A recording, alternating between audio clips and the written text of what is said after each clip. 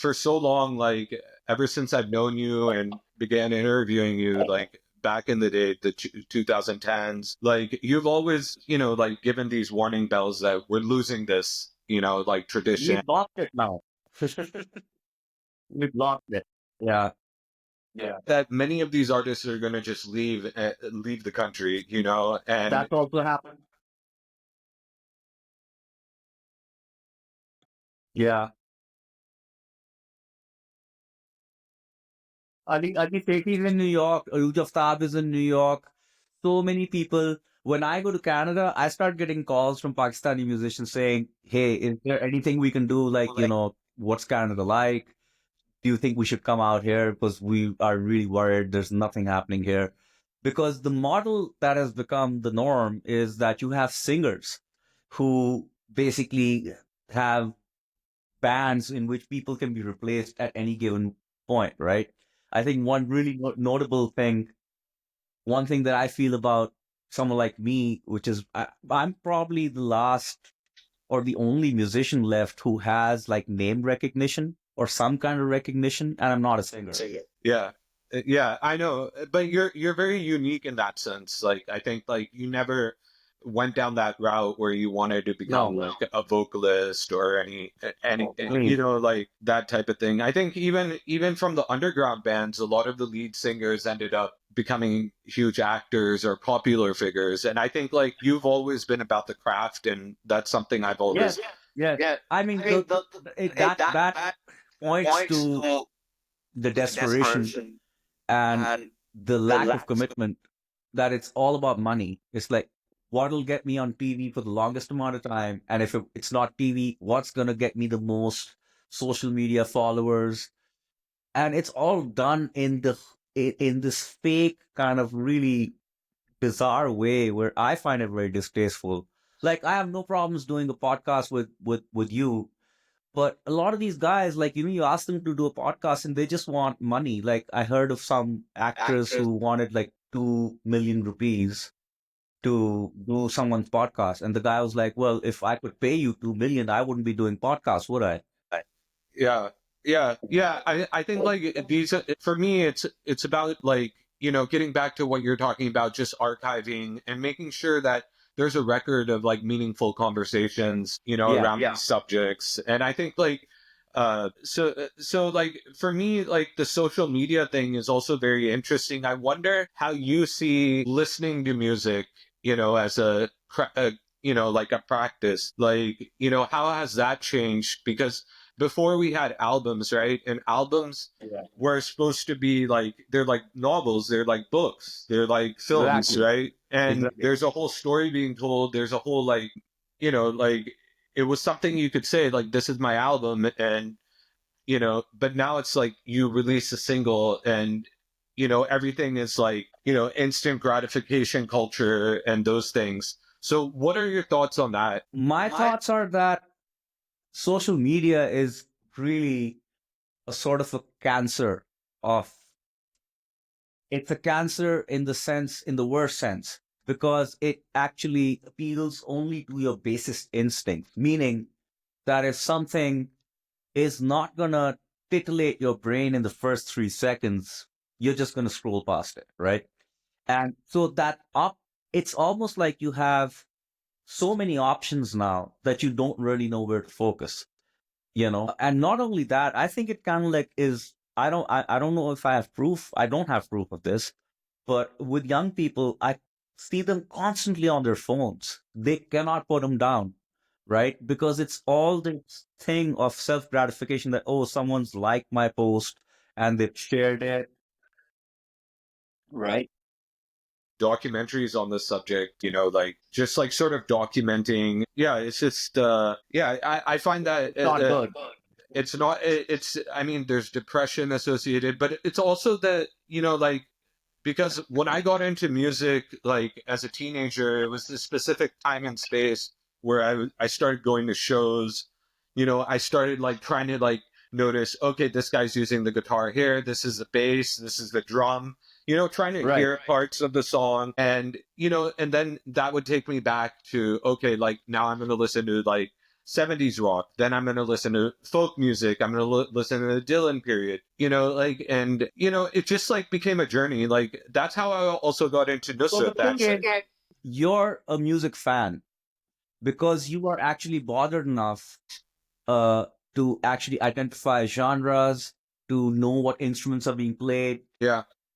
way more than most of the people who are liking these posts or making these comments.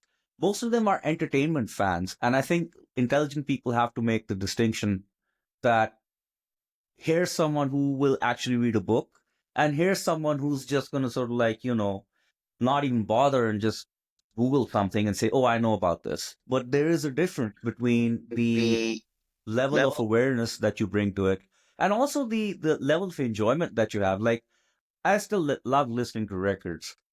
I do not really listen to singles, but I know I'm not the majority. I'm very much the minority. If I was to turn around my phone, you would see there's actual vinyl records here. There's a record player there. You can look at the audio system in my room.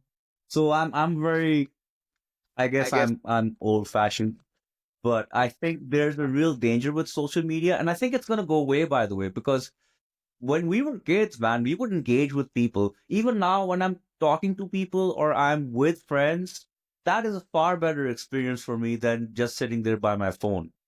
Even Even if our someone's liking even something I even said. even our concept of dating and finding relationships has been mediated by social media and those things. Yeah. Like we're just swiping on those, like, like apps. Dude, And you know why there's so many of these dating apps? Because yeah. people aren't really dating. They're just hooking up. They're not really dating, right? And that's why there's so many of these dating apps. Can you imagine? Like, I mean, like now you have the entire world at your disposal. You can just swipe right or left or whatever. It's changing our Already whole forming a idea of relationship. relationships. It's changing our whole idea of relationships in a way. And yeah, I want to also just talk about the studio. Like, your studio was such a cornerstone of Pakistani music. Some of the greatest albums were recorded there. And I remember when hearing the news, I was at Ohio State doing my PhD, and I was just like so depressed. I was like, like, I wish I had been there, show solidarity and those things. How have you bounced back from that? What took place? It must have been a huge, because you essentially, like, you were at Berkeley School of Music, I think, and then you Yeah. came back and built this studio, and it was, outside of, I think, for a long time, Waves, and there were a couple of other studios in Lahore and Pakistan, but this was, like, the Yeah, it's like studio where quality work was happening and the first state of the art. And I want to know how you bounce back from that and just a little bit about that situation. well, I don't know if you really bounced back from such a situation because essentially I lost 23 years worth of work and recordings and archives and man, everything, microphones, vintage equipment, processors, reverb units, monitors, you name it, man. Preamps, all analog stuff, stuff that I can't even buy anymore. Like, Yeah. I can't buy those machines anymore. Um, there's no real bouncing back from it. My friends were really supportive. So many people like reached out to me because that space was more than just a recording facility. Many people made so many, friendships and associations there, formed their bands there, had It's hit a hub of records, hit culture. songs. Right, it was part of the culture at that point. Like, we're talking mid '90s onwards, all the way till like 2000 whatever. So it had been like part of the sonic landscape for so long, and so many people got their start there and had most of their most successful periods while they had been working there. Yeah. Just the timing of it and the people that they would run into, like it was a whole ecosystem that was built around that studio. And kind of like when it burnt up, that all kind of went. And so, anyways, people really helped, man. We set up my friend set up a GoFundMe campaign for me. People contributed there. Friends, really helped me out and offered so much support, financial and moral and emotional. Like, I mean, everybody was like, it's bad, but like, you got to get through it. But I wouldn't wish it on anybody to go through something like that. But things happen, I mean, accidents happen. Life is very uncertain. I think what happens is that you have to kind of like decide, okay, how do I kind of like move on from this, right? So, but I can totally see that if I didn't have the kind of supportive family and friends that I've been blessed to have, it could have totally destroyed me. I mean, I'm still traumatized by it. I can't lie to you and say that, oh, I'm okay. It's just a traumatic thing that happens in your life. And man, for like almost like a year or so after that, I would wake up and smell uh things burning, and nothing was burning. It was just my trauma levels were so high that I could just and just relentless anxiety and fear and And wow. wow. I don't know how I got through it. I really don't know how I got through it. Um, Yeah, that space was. Yeah, it's like I want to say something encouraging and positive, but all I can give is a lot of love and solidarity. I think like you bounce Thank you. back and you're Yeah, yeah. I think like there's like a way you're gonna. I think through your music, I'm really excited about your this phase. So I want to talk about your father a bit and your parents a bit, like their encouragement towards your music. And your father passed away. He was a huge columnist and Yes. music savant. Like I remember his columns and stuff. And what was his influence on your life and that type of thing? Well, quite simply, I would I would never never have been a have been. musician if it hadn't been for my dad, because every good record I've ever heard has come through him. And just like so supportive, my mother as well, but in particular my dad, because he was like a huge music fan. And just like, absolute support all the way through. It's just they knew I loved this thing and they just supported me whichever way they could. Like especially, sending me to music school when they knew that this thing really doesn't have a glowing future. It's a huge risk. Then setting up my studio for me so I'd have a place to work at. I mean, that is not normal. And like I say, I've been really blessed. I was doing an interview with someone the other day and I said to them, like, there's no way I could have done any of this without their support. And I think that kind of holds true for anybody who's in music, especially if their family is not behind them or they're not supporting them, it can be very, very difficult. So I fully sympathize with people whose families don't support them, because I know what they're going through, or I can imagine what they're going through. But at the same time, they saw that this boy had a dream and like he was willing to sort of like work on it, and they supported that. Because it's another thing, right? If you have some kind of talent or you have some kind of desire to do something, but you don't have the opportunity to do it. And in a larger way, I kind of feel that about Pakistan as well. That there's so many people who have the desire and the willingness to do something, and they're not afforded opportunities.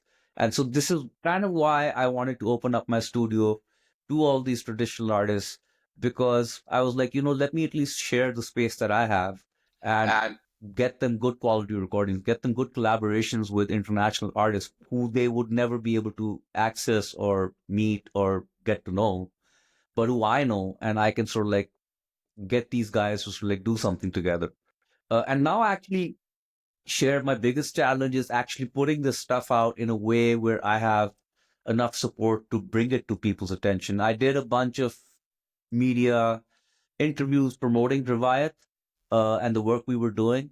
But really, it would be excellent to sort of like actually house this kind of project with a university or with something like a museum or something, so that at least it's archived there and they can sort of like showcase it, that if you want to hear Pakistani folk, here's a really good representation of it, and not from like ages ago, this is what's happening in this decade are you you know are you engaging with anyone? Like I know you're doing the whole Aga Khan thing.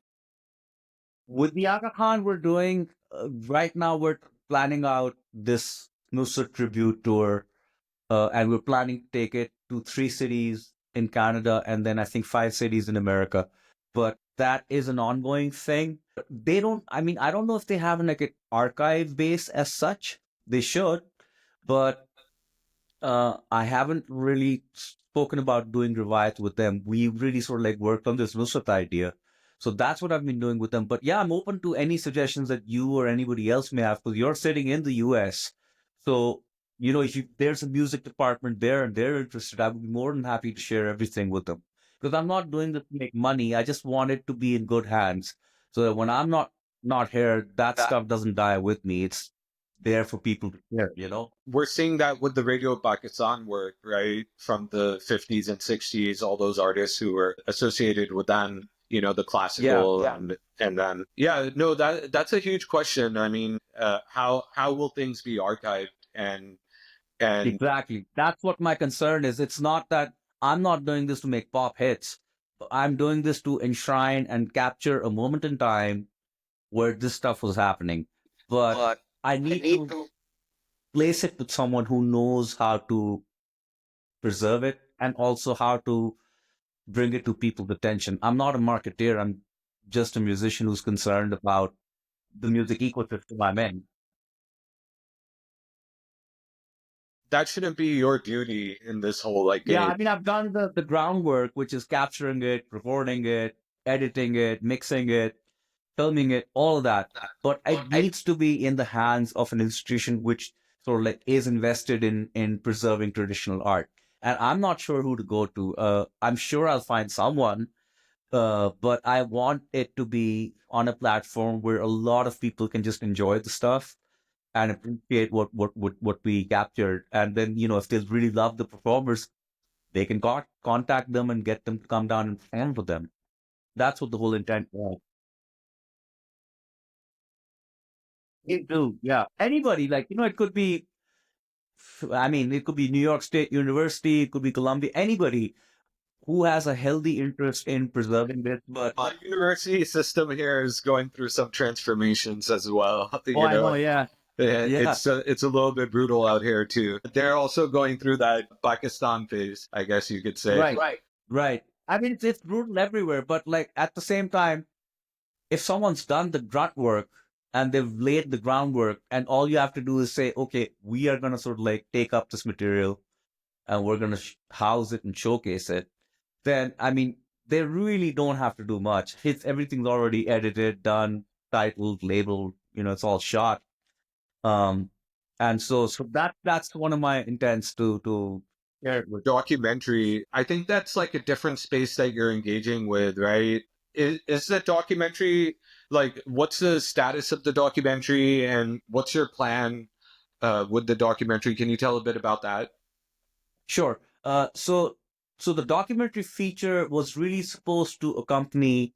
It was supposed to be the precursor to the performance itself. So it was supposed to be like a 23, 22-minute feature about how we came up with the idea of doing the tribute, the impact that Night Song and Nusrat had on Pakistanis and on international musicians. And then we basically come out and play the entire record. That was the initial idea. Since then, the Aga Khan the people there wanted to add on their side of the story. So they wanted to interview Michael Brook. They wanted to sort of like ask the Canadian musicians who had been involved with the performances, their views on the music that they had played. So they wanted to add on a bit to it. And that's where it's sparked at right now. In of itself, it's already done. In fact, I'll share it with you. In of itself, but I haven't released it because I'm waiting for them to sort of like decide what they want to exactly do with it. Um, in the eventuality that they don't do anything with it, I can still release it. Uh, but yeah, it took a significant amount of time and research to do it for them. And I did it with the intent that, they would sort of like pick it up and house it, and this would become the project with the visual thing and then the performance itself, which would be shot and recorded. So that was my idea. But so far, the feature itself is ready. It's just a matter of kind of like, them deciding when they want to sort of like proceed with it. No, that makes complete sense. Yeah, I'm really excited about that documentary.